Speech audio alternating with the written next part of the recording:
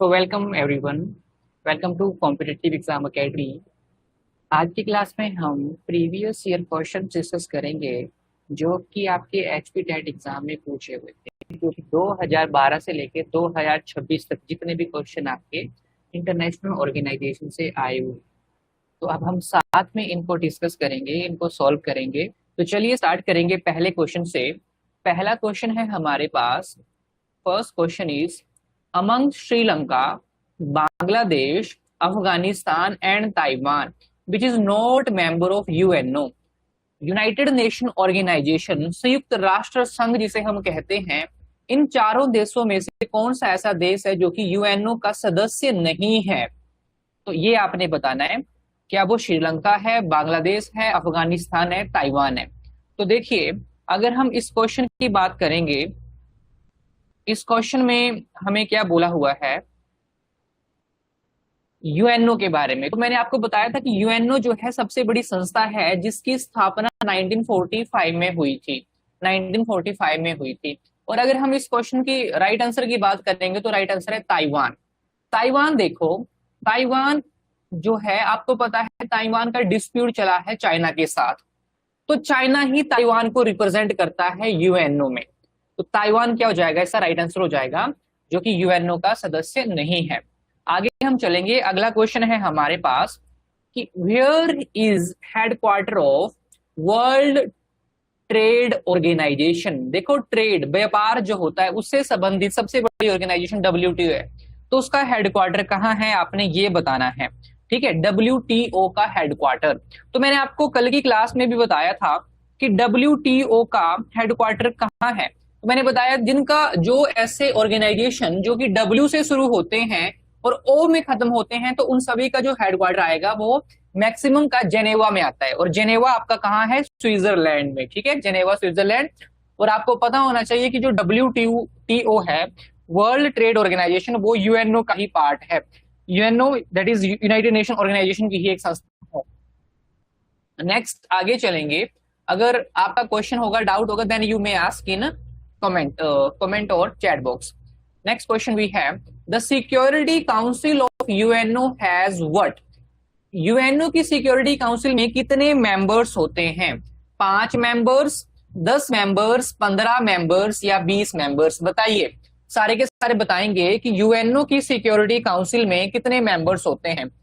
तो मैंने last class में भी आपके साथ डिस्कस किया था कि देखो, जो UNO United Nation Security council है, संयुक्त राष्ट्र सुरक्षा परिषद है, उसके अंदर 15 मेंबर्स होते हैं। कितने मेंबर्स होते हैं? 15 जो है उसके सदस्य होते हैं। 15 में से 5 ऐसे देश हैं, 5 ऐसी कंट्रीज हैं जो कि परमानेंट मेंबर्स हैं।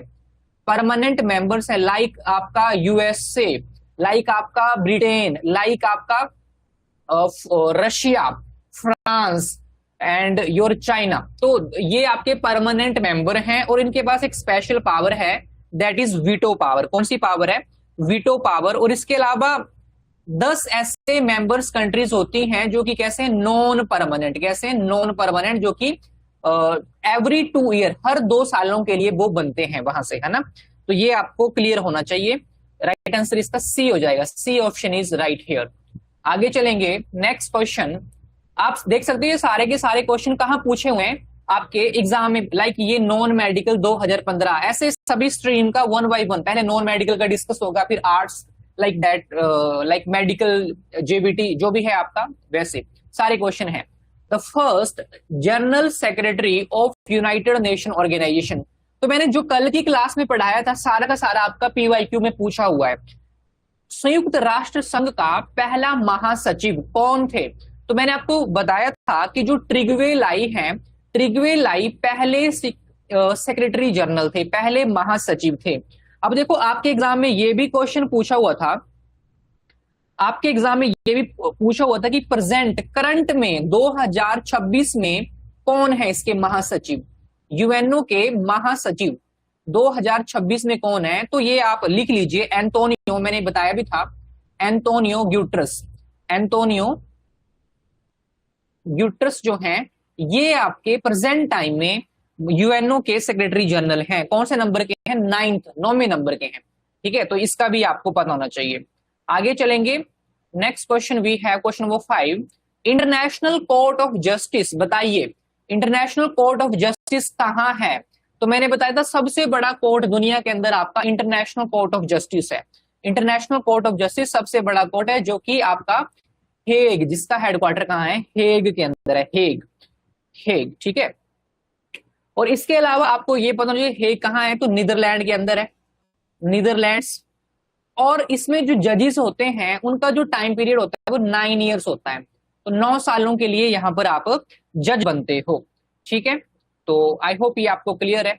नेक्स्ट आगे question number 6, in which year the south Asian Association for regional council that is shark, shark कब बना? बताओ जल्दी से बताओ। तो मैंने बताया था कि भाई ये साउथ एशियन कंट्रीज की एक ऑर्गेनाइजेशन है जिसका नाम है शार्क। और शार्क के अंदर मैंने आपको बताया था, ट्रिक भी बताई थी कि आपने कैसे याद करना है। तो इसके अंदर आपके पास अलग अलग कंट्रीज हैं, लाइक 8 कंट्रीज इसके अंदर आएंगी। तो जो हमारे पास शार्क है, तो शार्क का जो दैट इज 1955, शार्क कब बनी? 1955, ठीक है। तो ये आपने ध्यान देना है इसके ऊपर। आगे है ब्रिक्स, ब्रिक्स के बारे में, ब्रिक्स फुल फॉर्म पूछी हुई है। देखो ब्रिक्स जो है उसके अंदर स्टार्टिंग में तो 5 देश आते थे। कितने देश आते थे?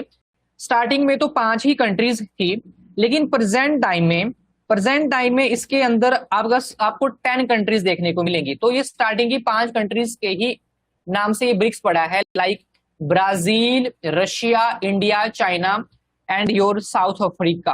तो ये आपके पास 5 कंट्रीज हैं। Option number A is right, Brazil, Russia, India, China and south Africa. तो ये है इसके पास। और आपको ये क्वेश्चन आपके एग्जाम में आ सकता है भाई, यहां से क्वेश्चन आ सकता है, क्योंकि आपका अभी नेक्स्ट मंथ सितंबर में इसकी आपकी इंडिया के अंदर इसकी समिट होगा, 18वां ब्रिक्स जो सम्मेलन होगा। क्योंकि ये सारी कंट्रीज के जो लीडर्स हैं वो आपस में मिलेंगे। और ये मीटिंग कहाँ होगी, ये समिट कहाँ होगा? ये सम्मेलन आपका भारत के अंदर होगा। भारत इसको होस्ट कर रहा है, इंडिया कर रहा है इसको। तो ये आपके एग्जाम में क्वेश्चन यहां से बन सकता है, so that is important for you. चलो आगे चलेंगे। आगे है हमारे पास question, which of the following is not related to disarmament? Non medical 2022 में क्वेश्चन पूछा हुआ था, इनमें से कौन सा डिसआर्मामेंट से रिलेटेड नहीं है? डिसआर्मामेंट, तो देखो डिसआर्मामेंट का मतलब कि आपको पता है न्यूक्लियर वेपन्स की रेस चली हुई है पूरे विश्व के अंदर। तो अब हमने न्यूक्लियर वेपन को खत्म करना है, हर एक कंट्री प्रयास कर रही है कि न्यूक्लियर वेपन को खत्म करना है। लेकिन भाई लोग जो हैं उसको सपोर्ट नहीं करते हैं ना, क्योंकि अपने न्यूक्लियर वेपन आपको पता है एक सिक्योरिटी भी है हर किसी के पास। तो इनमें से ऐसी कौन सी वी कैन से दैट ऐसी कौन सी हम क्या बोल सकते हैं, मिशन बोल सकते हैं जो कि डिसआर्मामेंट से रिलेटेड नहीं है? तो नाटो इसका राइट आंसर है। क्योंकि मैंने बताया था नाटो क्या है, तो नाटो एक मिलिट्री अलायंस हो गया आपका, एक मिलिट्री अलायंस है। क्योंकि इसमें 32 देश आएंगे आपके, और सभी ने आपस में एक गुट बनाया हुआ है कि अगर एक के ऊपर हमला होगा तो सारे मिलकर हमला करेंगे। इसके अलावा जैसे आपका दैट इज साल्ट हो गया, एनपीटी, सीटीबीटी, तो ये सारी जो है सारे के सारे अलग अलग प्रोग्राम थे, मिशन थे, जो कि किसके लिए थे? न्यूक्लियर वेपन को खत्म करने के लिए थे, ठीक है, या उसको डिस्ट्रॉय करने के लिए थे, ठीक है। सो दैट इज नेक्स्ट क्वेश्चन हमारे पास, question number 9, how many members are there in Commonwealth countries? हमने डिस्कस किया था कॉमनवेल्थ कंट्रीज ऐसे सारी कंट्रीज आएंगी जो कभी ब्रिटिश एम्पायर के अंडर थी, अंग्रेजों का रूल था उनके ऊपर। तो हमारे पास कौन सी ऐसी कंट्रीज हैं? 54। How many countries? तो 54 कंट्रीज हैं। प्रेजेंट टाइम में हम बोल सकते हैं 56 हैं, लेकिन यहाँ राइट आंसर हमारे पास 54 होगा इसका। आगे चलेंगे। आगे हमारे पास क्वेश्चन आ गया, देखो पहले क्वेश्चन आया था, रिपीट हो रहा है, what is headquarter of World Trade Organization? तो क्वेश्चन से आपको क्या आइडिया लग रहा है कि भाई हमारे एग्जाम में क्वेश्चन रिपीट होते हैं? अभी तो सेम स्ट्रीम में रिपीट हो रहे हैं, आपको लगेगा सेम स्ट्रीम में रिपीट हो गया। अब आगे देखना आप डिफरेंट स्ट्रीम में आपको यही क्वेश्चन बार बार घूमते हुए मिलेंगे। So we have where is headquarter of World Trade Organization? तो मैंने आपको बताया कि इसका हेडक्वार्टर होगा जेनेवा। जैसे वर्ल्ड हेल्थ ऑर्गेनाइजेशन है जेनेवा, वर्ल्ड ट्रेड ऑर्गेनाइजेशन है जेनेवा, ठीक है, International Labour Organization Geneva, World Meteorological Organization Geneva, तो ऐसे सभी का जेनेवा होगा। आगे, इंटरनेशनल कोर्ट ऑफ जस्टिस, देखो ये क्वेश्चन भी रिपीट हुआ फिर से। इंटरनेशनल कोर्ट ऑफ जस्टिस का हेडक्वार्टर कहाँ है, तो बताओ, हेग के अंदर, द हेग, नीदरलैंड के अंदर भाई इसका हेडक्वार्टर है। चलो आगे चलो, हमारे पास क्वेश्चन है, which of the following is not an official language of United Nation Organization, भाई संयुक्त राष्ट्र संघ की इनमें से कौन सी ऑफिशियल लैंग्वेज, आधिकारिक भाषा नहीं है। तो हमने डिस्कस भी किया था कि जो हमारे पास यूनाइटेड नेशन है उसकी 6 ऑफिशियल लैंग्वेजेस हैं। कितनी हैं? 6। कौन कौन सी? आपके पास इंग्लिश है, इंग्लिश के अलावा आपके पास और कौन सी लैंग्वेज आएगी, हमारे पास चाइनीज, इसके अलावा हमारे पास अरेबिक, इसके अलावा आपके पास फ्रेंच है, फ्रेंच लैंग्वेज, इसके अलावा Russian, and last that is Spanish. तो ये 6 की 6 आपके पास क्या है, ऑफिशियल लैंग्वेजेस हैं यूनाइटेड नेशन सिक्योरिटी काउंसिल की। हिंदी यहां पर नहीं होगा, Hindi is not a official language of UNO. आगे, which of the following is not associated with disarmament, बताओ, साल्ट, एनपीटी, सीटीबीटी, इनमें से कौन सा आपका डिसआर्मामेंट से रिलेटेड नहीं है। तो देखो ये नॉन मेडिकल में भी क्वेश्चन आया था, अब क्वेश्चन रिपीट होता है जीबीटी के अंदर। तो फटाफट मेरे को बताओ कि इसमें, इस क्वेश्चन में डिसआर्मामेंट से रिलेटेड इनमें से कौन सा नहीं होगा। चलो बताएंगे सारे के सारे कि डिसआर्मामेंट से रिलेटेड इसमें कौन सा नहीं है। आप उसमें भी आंसर कर सकते हो, लाइक चैट बॉक्स में, कमेंट बॉक्स में। अभी हमने डिस्कस किया क्लास में।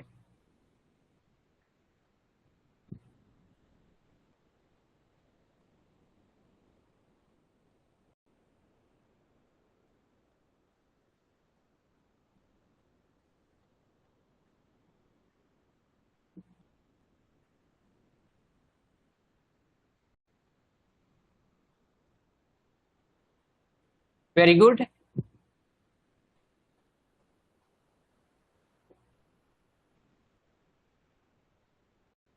अभी हमने डिस्कस किया डिसआर्मामेंट, यानी कि निरस्त्रीकरण, निशस्त्रीकरण इस प्रकार से होगा इसका, है ना। तो अभी हमने बोला था डी, वेरी गुड, एक्सीलेंट, आप सभी का सही उत्तर है NATO, that is North Atlantic Treaty Organization, जो कि एक यूरोपियन कंट्रीज का एक ग्रुप है। इसका हेडक्वार्टर आपको पता होना चाहिए, ब्रुसेल्स बेल्जियम के अंदर है ना, ब्रुसेल्स बेल्जियम के अंदर। तो ये डिसआर्मामेंट से रिलेटेड नहीं है, ये मिलिट्री अलायंस है। इसके अलावा भाई आपका जैसे साल्ट है, तो साल्ट के बारे में क्वेश्चन रिपीट हो रहा है, तो मैं आपको बता देता हूं। साल्ट की फुल फॉर्म थी स्ट्रेटेजिक, स्ट्रेटेजिक आर्म्स, आर्म्स होते हैं हथियार, arms limitation talk, limitation talks. तो इस बात का मतलब क्या हो गया, इसका मतलब हो गया कि जितने भी हथियार हैं आपके, तो उनको हमने कम करना है। क्या करना है? कम करना है। और ये आपका 1972 में शुरू हुआ था, 1972 में हुआ था ये। इसके अलावा अगर हम एनपीटी की बात करें तो ये था nuclear, nuclear non proliferation, non proliferation treaty.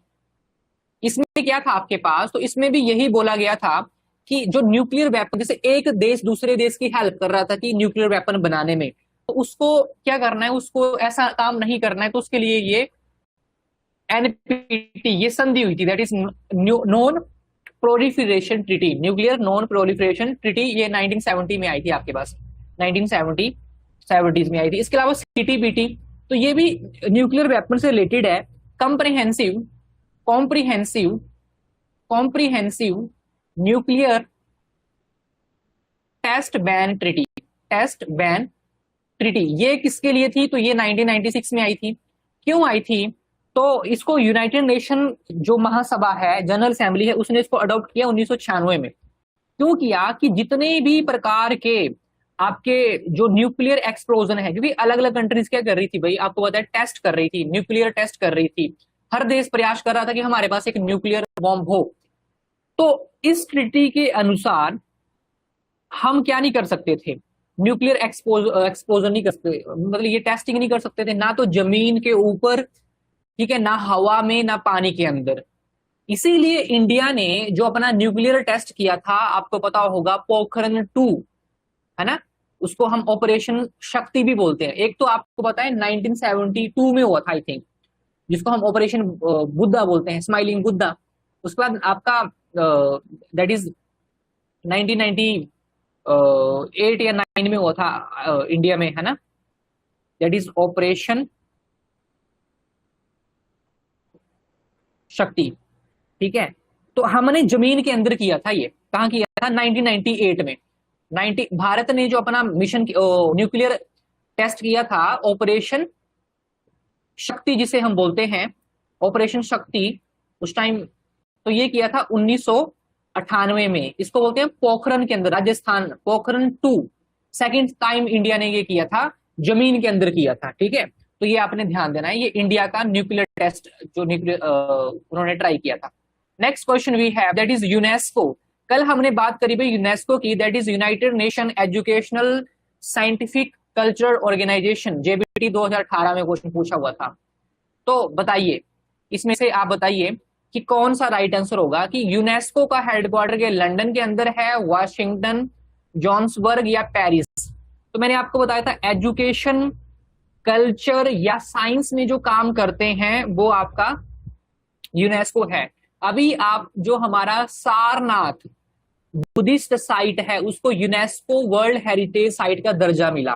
तो यूनेस्को ऐसे हेरिटेज साइट का दर्जा देता है। ऐसे हमारे हिमाचल में आपको पता है शिमला कालका जो रेलवे रेलवे ट्रैक है ना, रेलवे जो चलती है, उसको भी वर्ल्ड हेरिटेज साइट का दर्जा मिला हुआ है। इसके अलावा आपका जो ग्रेट हिमालय नेशनल पार्क है, उसको भी वर्ल्ड हेरिटेज साइट का दर्जा मिला हुआ है। तो यूनेस्को ऐसे वर्ल्ड हेरिटेज साइट का दर्जा भी देता है, उसको प्रोटेक्ट करने के लिए, प्रिजर्व करने के लिए। तो बताओ यूनेस्को का हेडक्वार्टर कहाँ है? तो यूनेस्को का हेडक्वार्टर है Paris, that is capital of France. France की कैपिटल पेरिस में इसका हेडक्वार्टर है। तो from all this question you can conclude that कि ये आपके कितने जरूरी हैं जो मैं करवा रहा हूं, क्योंकि यहीं से आपके एग्जाम में डायरेक्ट क्वेश्चन आता है कि इसका हेडक्वार्टर कहाँ है। हेडक्वार्टर आपको सभी के पता होना चाहिए।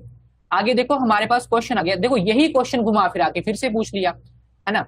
ये देखो 2018 में आया था, अगले साल फिर से आ गया कि which organization of UNO has its headquarter in Paris. बताओ पेरिस में किसका हेडक्वार्टर है?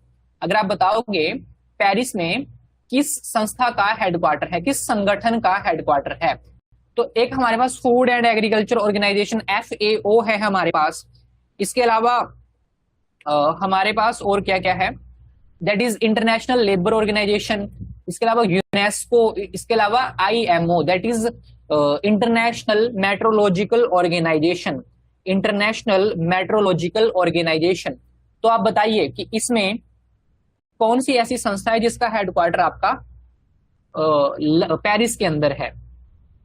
तो अभी डिस्कस किया, दैट इज आप UNESCO that is United Nation Educational Scientific and Cultural Organization, इसका हेडक्वार्टर आपका पेरिस के अंदर है। अगर हम बाकियों की बात करेंगे, जैसे फूड और एग्रीकल्चर ऑर्गेनाइजेशन है, तो आपको पता है इसका हेडक्वार्टर है रोम। रोम कहाँ है? इटली की कैपिटल है रोम। ILO इंटरनेशनल लेबर ऑर्गेनाइजेशन 1919 में बनी थी, इसका हेडक्वार्टर कहाँ है? बताओ जल्दी जल्दी। इसका हेडक्वार्टर है जेनेवा। जेनेवा कहाँ है आपका? Switzerland, Switzerland. ठीक है, इसके अलावा ये यूनेस्को तो आपका हो गया पेरिस के अंदर, और इसके अलावा IMO इंटरनेशनल मॉनेटरी फंड। तो ये जितने भी पैसों से रिलेटेड फंड है, चाहे IMO है, एक आप एक वर्ड हो गया आप international bank for rural development IBRD, तो वो आपका कहाँ है? वो भी आपका वही है, वाशिंगटन DC। वर्ल्ड बैंक ये भी आपका Washington DC, that is IMO, sorry ये it is not International Monetary Fund, but ये स्किप हो गया थोड़ा सा। ये IMO है इंटरनेशनल मेट्रोलॉजिकल ऑर्गेनाइजेशन, या इंटरनेशनल मैरीटाइम बोल सकते हैं आप इसको, इंटरनेशनल मैरीटाइम ऑर्गेनाइजेशन। तो इसका जो हेडक्वार्टर है वो लंदन में है आपका, है ना, लंदन यूनाइटेड किंगडम। और आपका अगर IMF आएगा या फिर वर्ल्ड बैंक आएगा, वर्ल्ड बैंक, तो इनका हेडक्वार्टर फिर वाशिंगटन DC में है, जो कि USA की कैपिटल है। ठीक है, तो आपने ऐसे इसको ध्यान में रखना है। So okay, next question we have question number 16। Question number 16 आपके पास क्या बोल रहा है? Question number 16 is saying that which of the following countries is not permanent member of United Nation Security Council? बताओ, अभी हमने डिस्कस किया कि 5 ही ऐसे देश हैं जो कि संयुक्त राष्ट्र सुरक्षा परिषद, है ना, संयुक्त राष्ट्र सुरक्षा परिषद यूएनएससी, जो कि किसका पार्ट है? हमारे पास यूएनओ का पार्ट है, यूनाइटेड नेशन ऑर्गेनाइजेशन का पार्ट है यूएनएससी। इसके अंदर 15 देश आते हैं, 15 मेंबर्स, 15 देश आते हैं। 15 में से 5 देश ऐसे हैं जो कि परमानेंट हैं, और 10 ऐसे देश हैं जो कि नॉन परमानेंट है। परमानेंट का मतलब कि वो पूरी लाइफ जो है वो परमानेंट मेंबर रहेंगे सिक्योरिटी काउंसिल के, और नॉन परमानेंट मतलब ये हर 2 साल के लिए बनते हैं, 2 साल के लिए। तो इसमें आपका फ्रांस जो है, फ्रांस भी आपका परमानेंट मेंबर है, चाइना भी परमानेंट मेंबर है, इंग्लैंड भी परमानेंट मेंबर है, लेकिन जर्मनी नहीं है, Germany is not a permanent member. तो 5 हो गए आपके पास, 3 तो ये हो गए। इसके अलावा आपका एक तो आपका रशिया है, और एक आपका US.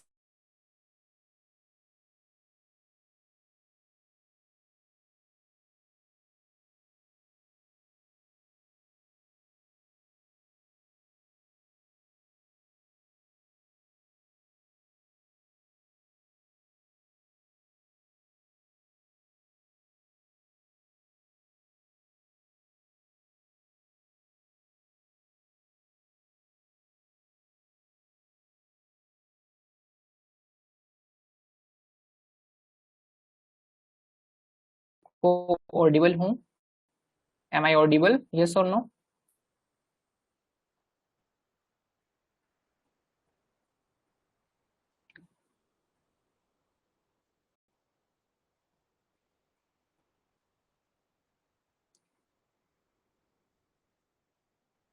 M I audible? Dinesh, Dinesh Kumari, Sukhpreet Kaur, Brijanshu, Vandana, am I audible? Harita, Chetna? Okay, so next question we have question number 17 कि what is number of permanent member in United Nation Security Council? Permanent member कितने हैं? तो अभी हमने डिस्कस किया, देयर आर 5 परमानेंट मेंबर। कितने permanent member हैं? 5 permanent member है। तो यू कैन से दैट कि क्वेश्चन हमारे पास रिपीट होते हैं, वही क्वेश्चन बार बार घुमा फिरा के हमारे एग्जाम में आ रहे हैं।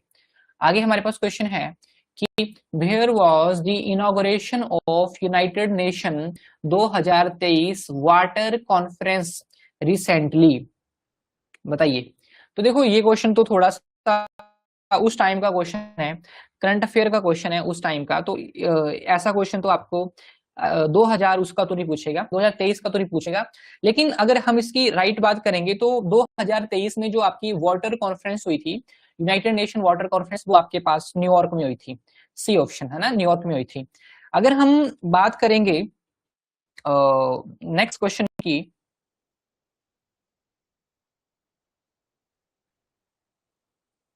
next question we have question number 19, where did general association united nation adopt protection of universal declaration of human rights? देखो, हमने कल बात करी, बड़ी डिटेल में बात करी कि जो हमारा संयुक्त राष्ट्र है उसने भाई मानव अधिकारों की सार्वभौमिक घोषणा करी थी। कब करी थी बताओ?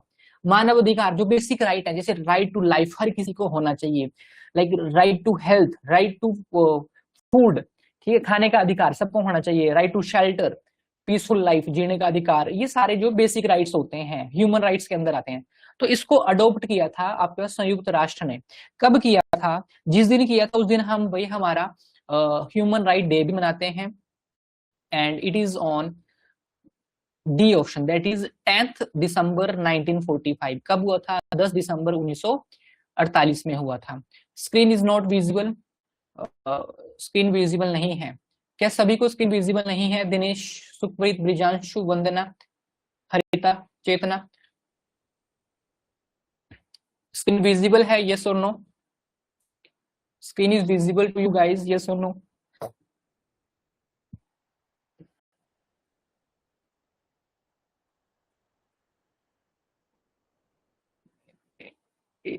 विजिबल है ना? Visible, okay, it is visible.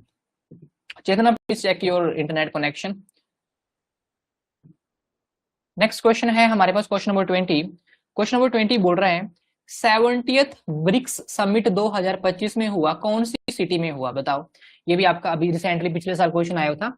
BRICS, मैंने ब्रिक्स बता दिया आपको। ब्रिक्स जो है that is Brazil, Russia, India, China, south Africa और भी 10 कंट्रीज हैं जो कि ब्रिक्स का पार्ट है। इसका समिट पिछले साल कहाँ हुआ था?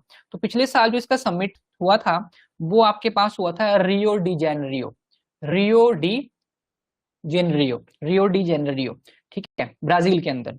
और अगर हम बात करेंगे कि भाई इस साल इसका समिट कहाँ होगा, तो आप बताओ। इस साल 18वां समिट होगा ना, 18th ब्रिक्स समिट, अभी हमने बात करी। 18वां ब्रिक्स समिट भाई कहाँ होगा? इंडिया करेगा। तो ये आपके एग्जाम के लिए मोस्ट इंपोर्टेंट है, आपको किसी ना किसी एक स्ट्रीम में या पक्का देखने को मिलेगा ये वाला क्वेश्चन, कि 18वां ब्रिक्स समिट जो है कहाँ होगा? इंडिया के अंदर होगा।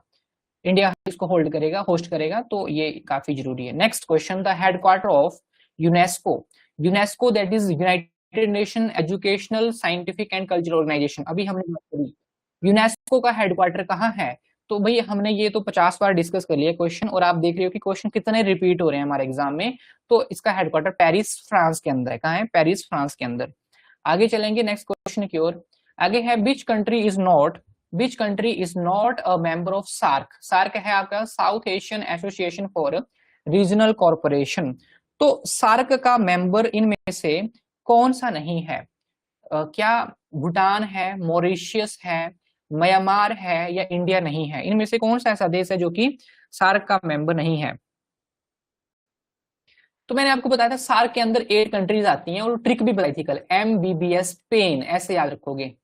तो M से आएगा आपका मोलदीव्स, B से आएगा आपके पास दैट इज भूटान, बी, दूसरे बी से आएगा बांग्लादेश, एस से आएगा श्रीलंका, पी से आएगा आपके पास पाकिस्तान, है ना, पाकिस्तान। इसका अफगानिस्तान हो गया। फिर हमारा इंडिया, और एन से आएगा नेपाल। तो बताओ इनमें से कौन सी नहीं है? आप देख रहे हो मॉरिशस नहीं है, होना चाहिए था मालदीव होना चाहिए था। Question number 23, the organisation which publishes red list of species, ये बताओ। रेड लिस्ट कौन जारी करता है? रेड लिस्ट किसकी जारी होती है, पहले ये बताओ। तो रेड लिस्ट जो है, रेड लिस्ट ऐसे आपकी स्पीसीज जो कि भाई जिनको खतरा है उनके लिए जारी होती है, IUCN इसको जारी करेगा। आगे हमारे पास नेक्स्ट क्वेश्चन है, question number 24, who is present secretary general of NATO. मैंने बताया NATO North Atlantic Treaty Organisation, Brussels Belgium के अंदर इसका हेड यूएनओ हो गया, यूनाइटेड नेशन ऑर्गेनाइजेशन आपका नाटो है, या वर्ल्ड हेल्थ ऑर्गेनाइजेशन हो गया, वर्ल्ड ट्रेड ऑर्गेनाइजेशन है, ये सारे इंपॉर्टेंट है, वर्ल्ड बैंक है आपका। तो इनके आपको जो हेड हैं, चेयरमैन है, प्रेसिडेंट है, या फिर जो भी हेड होता है लाइक सेक्रेटरी जनरल होता है, तो वो पता होना चाहिए। तो आपके पास इसमें जो राइट आंसर होगा नन ऑफ दीज, क्योंकि जो नाटो के प्रेजेंट टाइम में जो दैट इज सेक्रेटरी जनरल है वो है आपके पास मार्क रूट इसके सेक्रेटरी जनरल हैं, जो कि पहले डच प्राइम मिनिस्टर थे, ठीक है। आगे है when was European union establish. भाई यूरोपियन यूनियन मैंने कल बताया कि यूरोप के अंदर 2 इंपॉर्टेंट ऑर्गेनाइजेशन है, एक नाटो और एक यूरोपियन यूनियन। नाटो भी ब्रुसेल बेल्जियम में है उसका हेडक्वार्टर, और यूरोपियन यूनियन का भी ब्रुसेल्स बेल्जियम के अंदर है। 1993 में ये बना था आपका, 1993 में यूरोपियन यूनियन बनी थी। तो यही क्वेश्चन पूछा था कि कब बनी थी, तो ये बनी थी 1993 में, तो डी ऑप्शन इसमें राइट हो जाएगा, that is none of these. Next question है हमारे पास कि when did the United Nations General Assembly declare 21st June as International Yoga Day? ये बताओ आप। United nation general assembly that is संयुक्त राष्ट्र महासभा ने अंतरराष्ट्रीय योगा दिवस कब घोषित किया? 21 जून को। तो ये आपको पता है 2014 में ही हुआ था, जब आपके मोदी जी प्रधानमंत्री बने थे। तो ये आपको डिक्लेयर करा था 11 दिसंबर 2014 को, 11 दिसंबर 2014। Okay, next question number 27, COMECON, इसकी भी मैंने फुल फॉर्म आपको बताई थी। COMECON is associated with which country. तो देखो कॉमकॉन क्या है, तो ये जो कॉमकॉन है ये आपके पास that is what, that is Council for Mutual Economic Assistance, Council for Mutual Economic Assistance, ठीक है। तो ये हमारे पास जो यूएसएसआर था, दैट इज सोवियत संघ जिसको हम बोलते थे, तो उससे रिलेटेड था ये ऑर्गेनाइजेशन, ठीक है। So the Council for Mutual Economic Assistance functioned as an economic collective framework for Eastern Bloc communist nation during the Cold War. तो कोल्ड वॉर आपको पता है हमारा 1945 से 1945 से 1991 तक चला। 1991 में आपको पता है जो संयुक्त ये जो आपका सोवियत संघ था इसका डिसइंटीग्रेशन हो गया था, टूट गया था, आपका पता है यूएसएसआर टूट गया, अलग अलग देश बन गए, रशिया भी उसी का रशिया भी वहीं से बना, जो यूक्रेन है वहीं से बना। तो उनको आर्थिक रूप से सहायता के लिए ये कॉमकॉन बना था। तो ये किसका पार्ट था, अर्स्टवाइल सोवियत यूनियन, जो पूर्व में सोवियत संघ था उसका पार्ट था, सोवियत संघ यानी कि USSR. Next question, international day for biological diversity is celebrated on. अंतरराष्ट्रीय जैव विविधता दिवस हम कब मनाते हैं, तो ये भी आपको पता होना चाहिए क्योंकि हमारे इन्वायरमेंटल प्रोटेक्शन से रिलेटेड है ये हमारे पास 22 मई को होता है। कब होता है, 22 मई को, 22 मई को हम बायोलॉजिकल डाइवर्सिटी के लिए अंतरराष्ट्रीय दिवस मनाते हैं। अगला क्वेश्चन है, अर्थ समिट 2015 कब हुआ। हुआ तो 2015 में हुआ, लेकिन कहाँ हुआ, अर्थ समिट आपका कहाँ हुआ था। तो जो अर्थ समिट है इसको हम जानते हैं कॉन्फ्रेंस ऑफ पार्टीज, सीओपी के नाम से जानते हैं, COP 21, कॉन्फ्रेंस ऑफ पार्टीज 21। ये आपका कहाँ हुआ था, सो इट इज फ्रांस। इसको हम क्या बोलते हैं, तो इसको हम पेरिस क्लाइमेट एग्रीमेंट के नाम से जानते हैं, क्लाइमेट एग्रीमेंट के नाम से भी जानते हैं, ठीक है। तो हमने क्या करना है कि अंतरराष्ट्रीय स्तर पर जो क्लाइमेट है उसको प्रोटेक्ट करने के लिए ये समिट हुआ था। नेक्स्ट क्वेश्चन वी है, the first secretary general of United nation was, the first secretary general of United nation was, United nation के पहले सेक्रेटरी जनरल कौन थे। तो प्रेजेंट टाइम में तो आपको पता है एंटोनियो ग्यूटरस हैं प्रेजेंट 2026 में। पहले कौन थे, तो ट्रिगवे लाई, पहले कौन थे, ट्रिगवे लाई।